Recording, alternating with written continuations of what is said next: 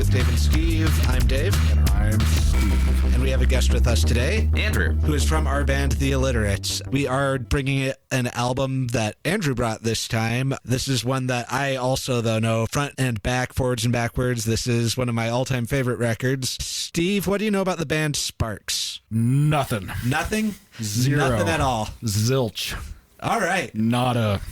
So they were, the core of the band were two brothers from California, Ron and Russell Mael. Ron played piano and was the principal songwriter.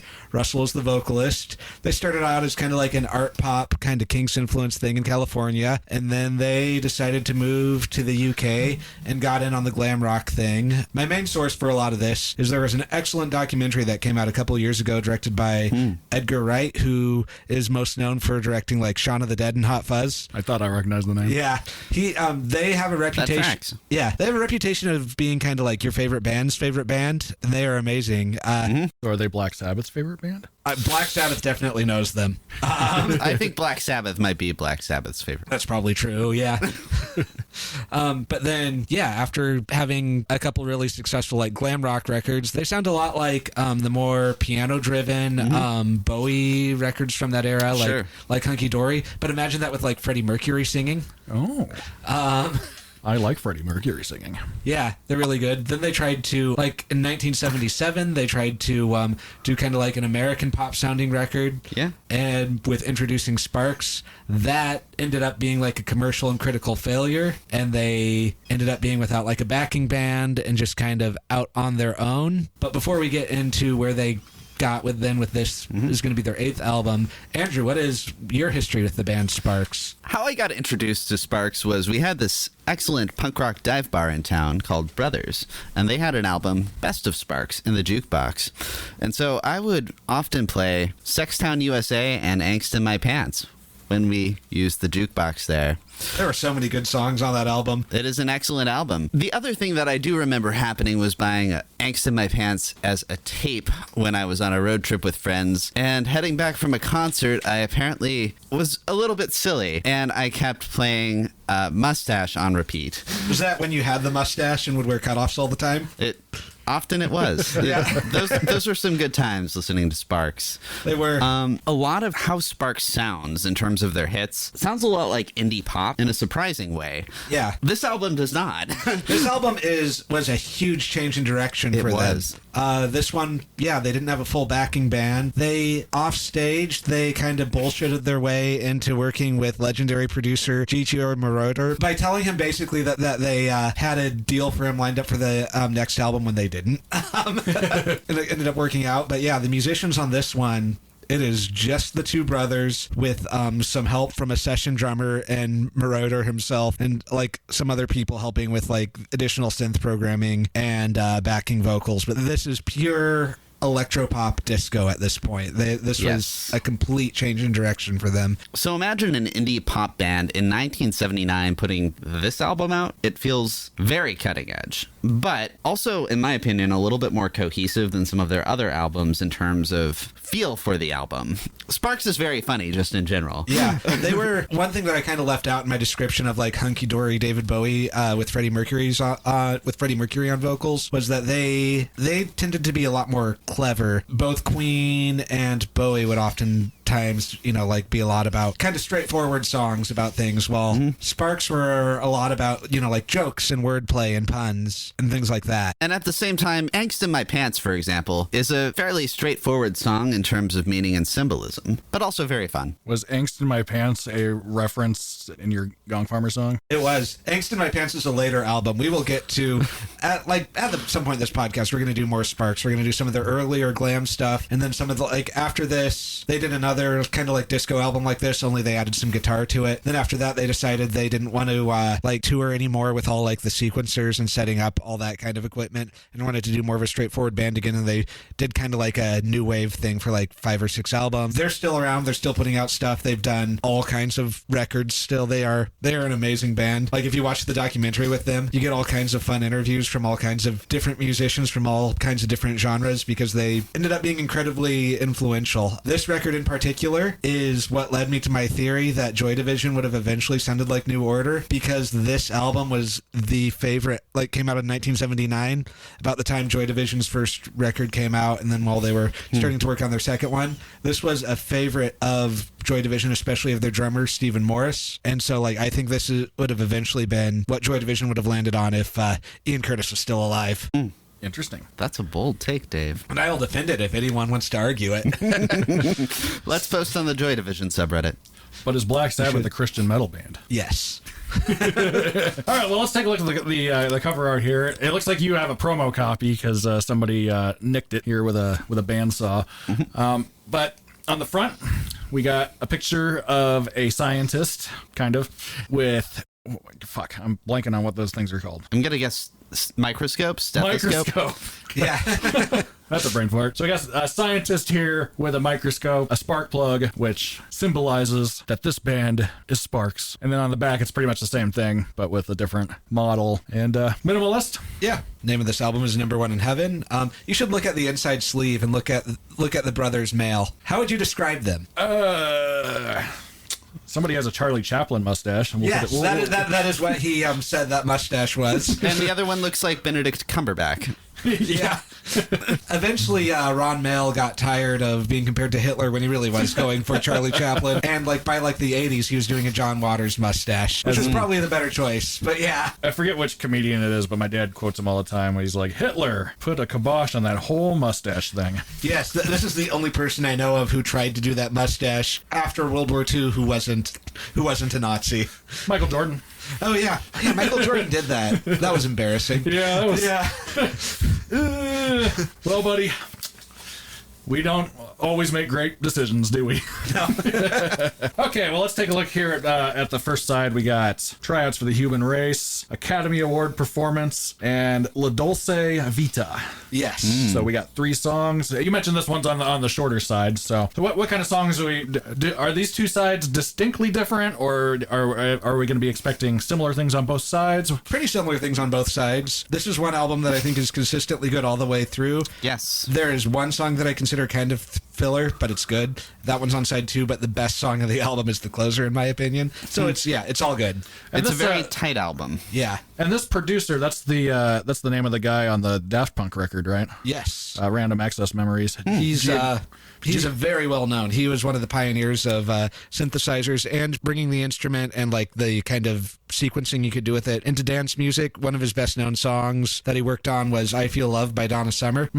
Yeah, on Random Access Memories, it was a very untraditional song because it's basically just an interview, but I really enjoyed not only what his history that he went through when he was talking about that song, but I remember reading how he talked about using like different microphones depending on the era that he was talking about. So that's an interesting connection.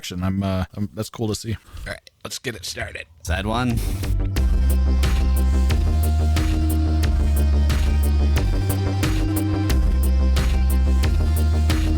And we are back.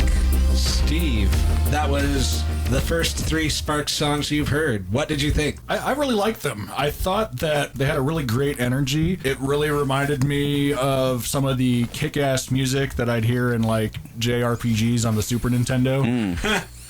And that's really cool. But also at the same time, it kind of, in some ways, reminded me of like European power metal in a way, probably because of all the arpeggios and stuff going around. Sure. So it's like power metal without the metal part. Yeah. I could easily see, I don't know, like Nightwish covering those first 2 tracks at least. Academy Award winning performance. Yeah, I thought Tryouts for the Human Race and Academy Award Performance in particular had a sense of urgency that you'd hear a lot in a genre that utilizes arpeggios like power metal would. So yeah, I thought that was really interesting. And La Dolce Vita was a nice change of pace from the other 2. It slowed down a bit, and then towards the other half of the song, it kind of brought those elements back in. I really enjoyed it. Yeah. One of the things I really like about this particular, like this band does this a lot, but this particular era is to keep your ear during, like these songs are slightly longer than their glam era. They went from doing like 3-minute songs to 6-minute songs at this point.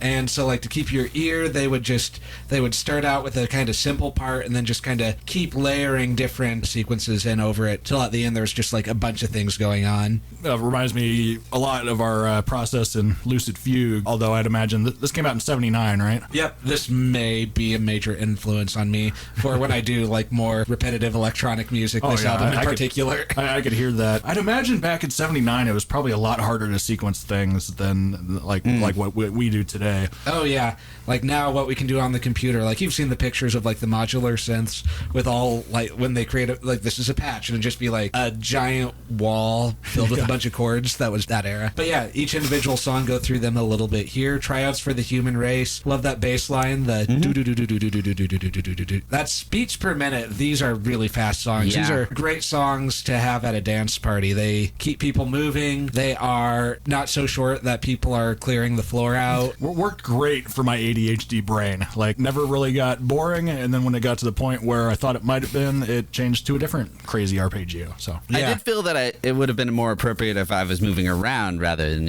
sitting in a comfy chair. But that's why here I am. So I stood up while we were listening to it because I have to stand up while I listen to this unless I'm driving. It is good driving music too, though. Oh, sure. Tryouts for the Human Race is fun too. What do you think that song's about? I assume it's, I don't know. It is a POV song of sperm. Oh. That's why they're 250,000 strong. Yeah.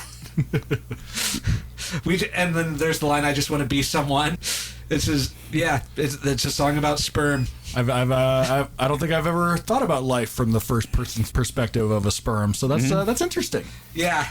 It's a great way to open up the album too. Like it's weird. It's oddly compelling. I don't know. And like, if you look at this whole album, you can also see it as kind of like the life cycle because it begins as sperm and it ends in the afterlife with heaven. So we'll get to when you get to the last song. But yeah, Academy Award performance, a lot of fun. It's about an actor. I either imagined it was about that or I assumed it was sarcasm of some kind. But yeah, with Sparks, there's often irony and stuff. Yeah. And they also seem to talk a lot about like gold diggers and alimony and stuff, which sure, go for it. Yeah. La Dolce Vita, has a lot about gold diggers and alimony, and it has like some kind of casual nihilism at the end by repeating the refrain. I'm going to read it word for word just so I get it right. Life isn't much, but there's nothing else to do. La Dolce Vita. Nihilism. Yeah. We're nihilists, Lebowski. But yeah, there's kind of a reason why, even though they were never part of the punk movement, Steve Jones from the Sex Pistols was one of the interviews that featured more heavily in the documentary that Edgar Wright did about them. There's something I really like about cynical, nihilistic pop music. Yeah. It's a lot of fun. And like, you can just kind of enjoy it at the surface level where it seems like, oh, this is a fun song. And then when you get into it a little bit more, oh, looking real bored is what you pay me for. La Dolce Vita.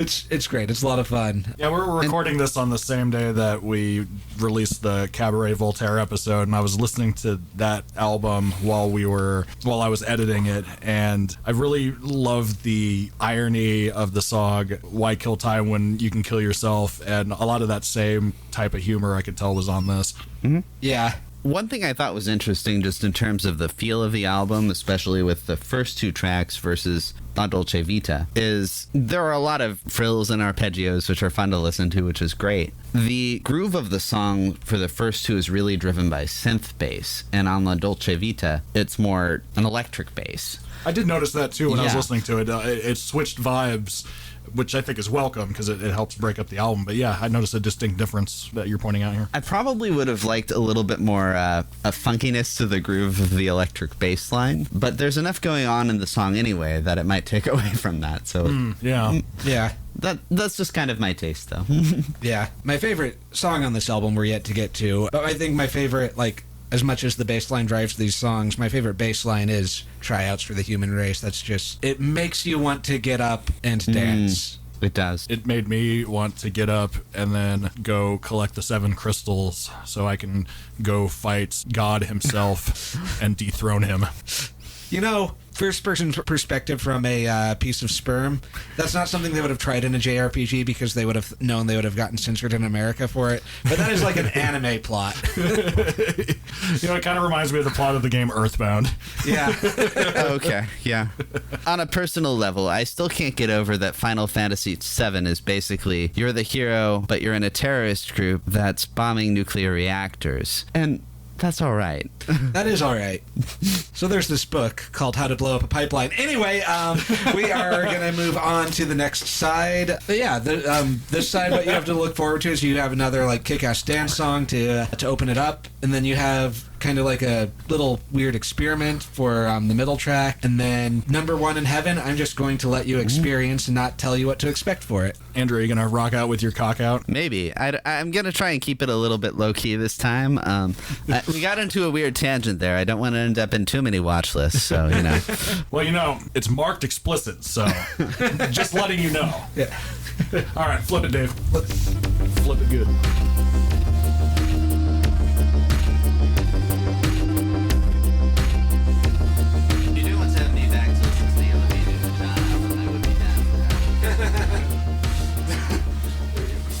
Just throwing that out there. That would be a really, really fun change of pace. All right. We rolling? We are. All right, we are back, and that was side 2 of Number One in Heaven by Sparks.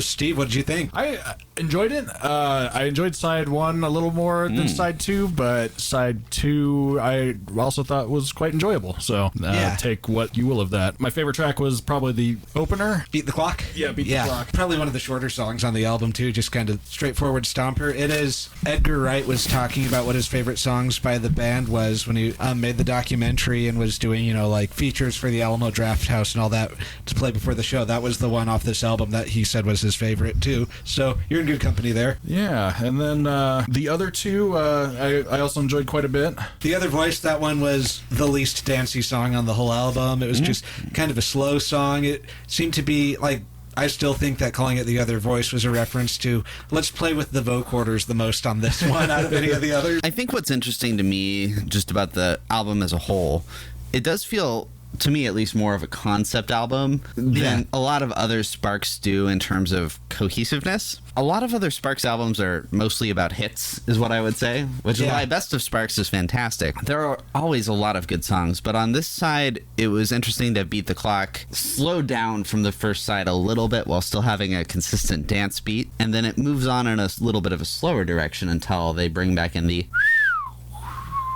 sound, and when Number One Song in Heaven really hits that second part. Yeah, Number One Song in Heaven is my favorite Sparks song ever. That's just such a fantastic song. The synth choir sounds ethereal. It's my favorite Russell Mael vocal performance, too. Just like the way he hits the high notes and that it really complements just, the heavenly chorus sounds that the synth is doing. I love like the slower part before the break, and then like when it hits the break and hits like what is that, like 180 BPM probably without looking it up. Just like it's a perfect song to conclude a dance party with, because like at the beginning, it's at the end of the night, everyone's exhausted, they want something they can sway to, and then the sway part kicks so much ass that when the beat drops at the end, everyone just gets that second wind to just finish off the night with just like a big high energy dance where they're dripping sweat everywhere and flinging it across the room and singing along while holding their partners. It's an amazing song.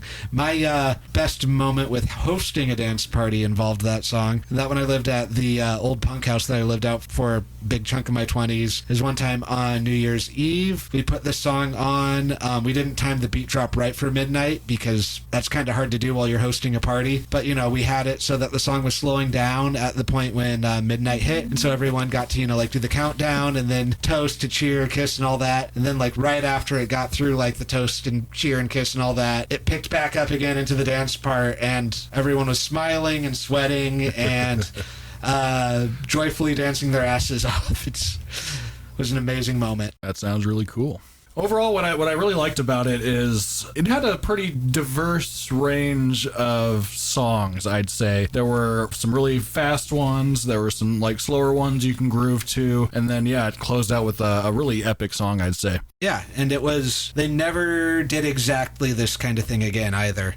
Like, because their next album was still kind of like a electronic disco song, but they brought in the electric guitar with that in some, and then after that they decided that they didn't like playing live with this kind of setup and went back to playing with a full band again. So this was a small moment, but one of their most influential moments. It was interestingly enough, it was kind of panned in the UK press at the time of release because everyone thought they were like jumping on a trend a little too late, but it ended up being like in the long term probably their most influential album. It really, kind of picked up, and it kind of anticipated like where things would go with synth pop in the next couple of years. Like I said earlier, Joy Division loved it, especially Stephen Morris. It was the record that Joy Division was listening to when they were recording Love Will Tear Us Apart, which also has its own like cool synth stuff with that Bernard Sumner made himself from a kit. And so like I really think when you look at documentaries where different like synth pop bands are asking like what they were inspired by, their answers are Wendy Carlos's soundtrack to A Clockwork Orange and Sparks' Number One in Heaven. The big question I have to ask is, since this album came out in 79 and Kiss's disco album came out in 79, I mean, we're just gonna have to listen to both to see which one was better. Yeah, we are.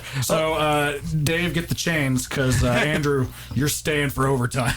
Well, it's funny too is the bands that really pulled off disco were the ones that had pop sensibilities to begin with. It was like really the best ones were this album and then Blondie when they did like Heart of Glass, which Heart of Glass came out on the Parallel Lines album, which I think was 78. We're going to do a Parallel Lines episode at some point, but yeah. Sure. Dave, you have heard Megadeth's attempt at disco from our project that never got off the ground.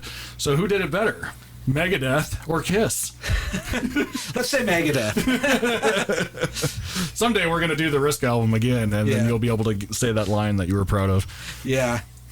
But yeah, this was a very forward-thinking album. It's my favorite Sparks album. Other people have a different favorite Sparks album, and there's a lot of right answers. Yes. Andrew, what's your favorite Sparks album? Angst in My Pants just has a lot of great hits on it. Yeah.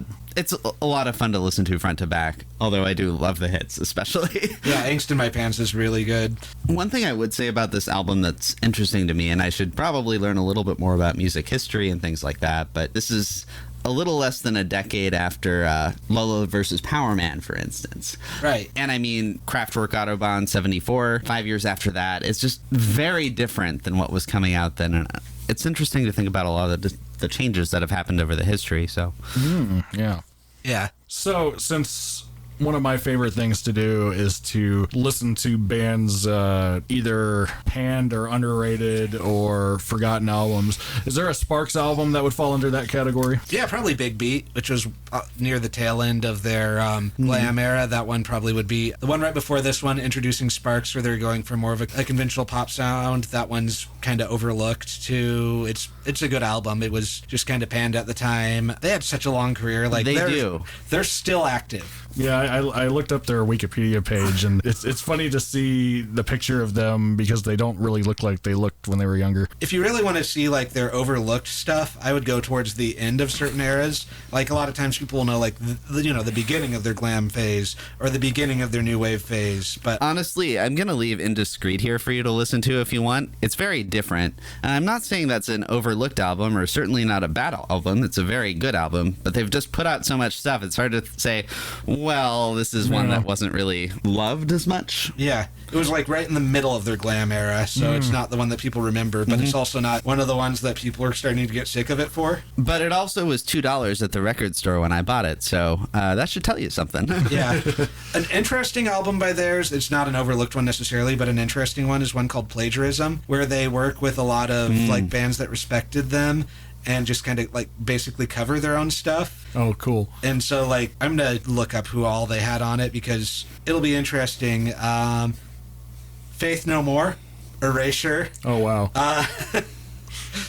Jimmy Somerville, Tony Visconti, They were like, yeah, very wide-ranging, well-respected bands, and like you will be surprised at like when you look into it, like who all cites them as an influence. Like if you can think of a genre, you can find an influential person in that genre who lists Sparks as a major influence. Yeah, and I could hear a lot of different types of music from all sorts of genres in this that, yeah, I could certainly see somebody from back in the day that you may not even necessarily, you would expect to listen to this kind of music, but I could see, listening to it just because it had so much variety. I think, a lot of times when you hear about dance music, you just kind of think of the most generic examples. Like whenever anybody says disco sucks, it's like, well, you probably mean the most obvious examples of it. Yeah, like the kind of novelty disco hits that a lot of people knew, like Disco Duck. Yeah, that did suck, but yeah. There's a lot of like cool stuff going on with disco, and it really pushed the form forward. But yeah, like this, I think this is one of the best starting points for the band Sparks. This is a great album.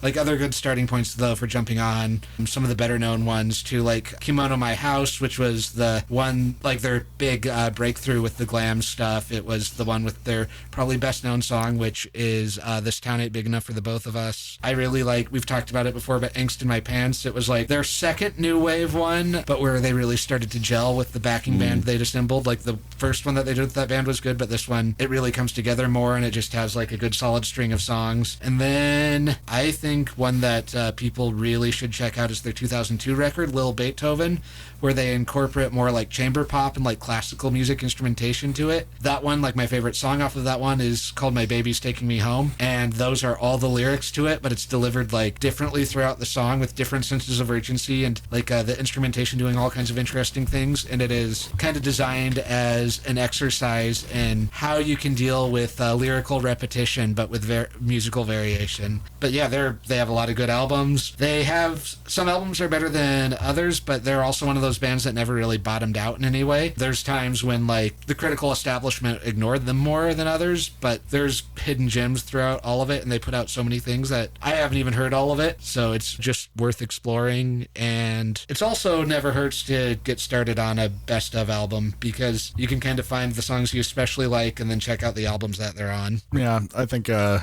best of album for a lot of bands, especially one with this much legacy, a greatest hits album or a live album is probably the best way to go. Yeah, their first album came out in, what year was that? 1971.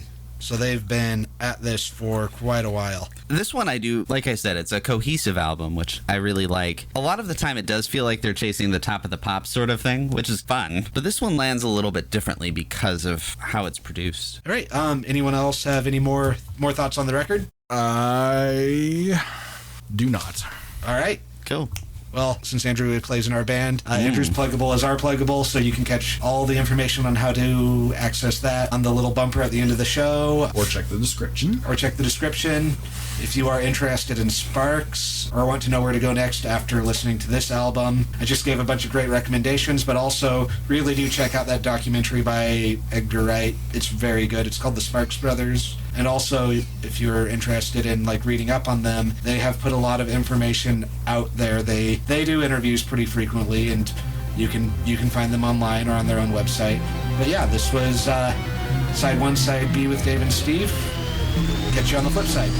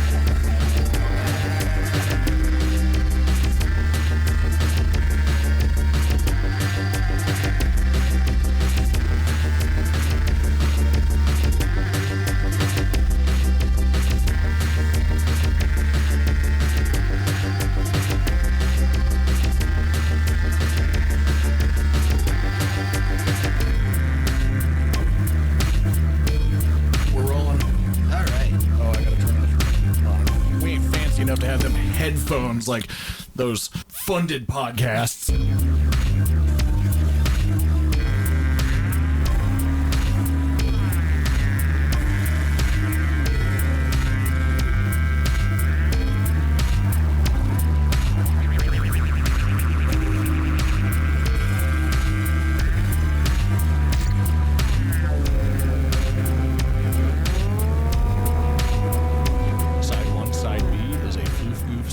production. Check us out on the interwebs by going to my website, killrockmusic.com. That's KILRAVOCK music.com. And there's a tab for Side 1, Side B. And additionally, you can check out me and Dave's projects, The Illiterates and Lucid Fugue, respectively. You can also check us out on Instagram at KillRockMusicSWS and Dave_Diction. You can also check out our subreddit, Side 1, Side B, and there I post various updates and memes and other bullshit. Thank you.